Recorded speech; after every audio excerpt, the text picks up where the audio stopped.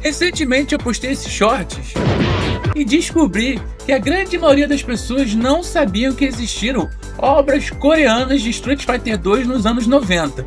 Eu fui lá no blog da minha querida amiga Bia Chun-Li, que na minha opinião é a enciclopédia BR do que se trata do Street Fighter, fiz a pesquisa, então fica até o final do vídeo, que hoje eu vou te mostrar as obras coreanas de Street Fighter dos anos 90. Mas antes, já deixa o like aí e se inscreve no canal para mais vídeos como esse. E agora, sem delongas, vamos pro vídeo. E começando pelo motivo desse vídeo, o obscuro live action coreano dos anos 90. Esqueça tudo que você sabe sobre o filme do Van Damme. O que a Coreia fez foi pura magia do caos. O filme se chama algo como Street of Fighter 2. E para ser sincero, ele parece ter saído de uma realidade paralela onde direitos autorais simplesmente não existem. A tatu do Guile era feita com canetinha, o Ryu usa uma peruca comprada em loja de Halloween, o Ken parece um boneco falso comprado no Paraguai, o Sagat parecia um funkeiro aposentado dos anos 90, o Vega parece mais um segurança de casa de swing e o Blanca ao melhor estilo bate-bola de carnaval. Mas tem um detalhe fascinante aqui, os coreanos sempre foram mestres em coreografias de luta, então se você ignorar o figurino bizarro, as lutas têm uma energia crua, chutes altos e acrobacias reais que dão um charme único para toda essa bizarrice. Lançado em 1994 pela Dai Young Panda e dirigido por Wang Hyung, o live action Mangu and Digo Street Fighter adaptou o icônico jogo de luta para o mercado home video sul-coreano. O filme foi estrelado pelo comediante Lee Chang-hoon, que misturou o protagonista Ryu ao seu famosíssimo personagem televisivo Maengo, um sucesso absoluto saindo direto do programa humorístico da emissora nacional KBS. Catalogado oficialmente pelo Korean Film Archive como Mangu Django Street Fighter 2, a obra traz o ator registrado no papel de Ryu Maengu, unindo os games ao humor pastelão da TV.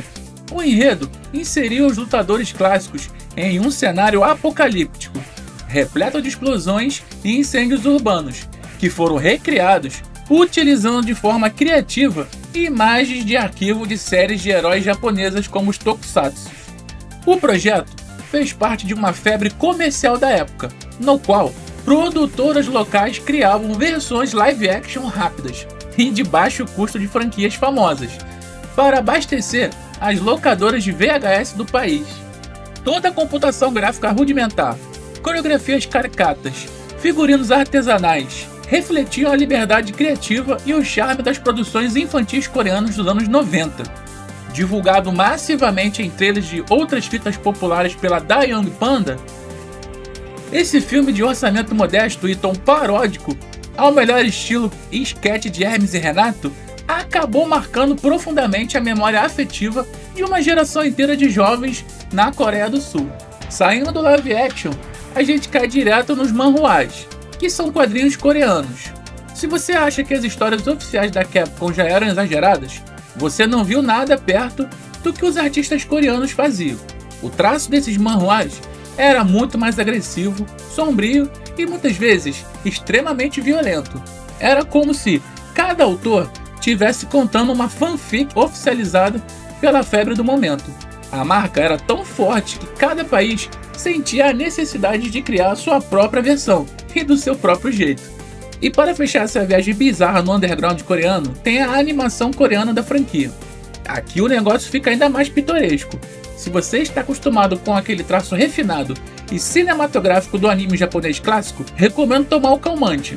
A versão coreana tem uma identidade visual muito própria, com traços mais pesados, personagens mais quadrados e uma movimentação que, embora às vezes travada, carrega aquela estética experimental dos estúdios asiáticos dos anos 90.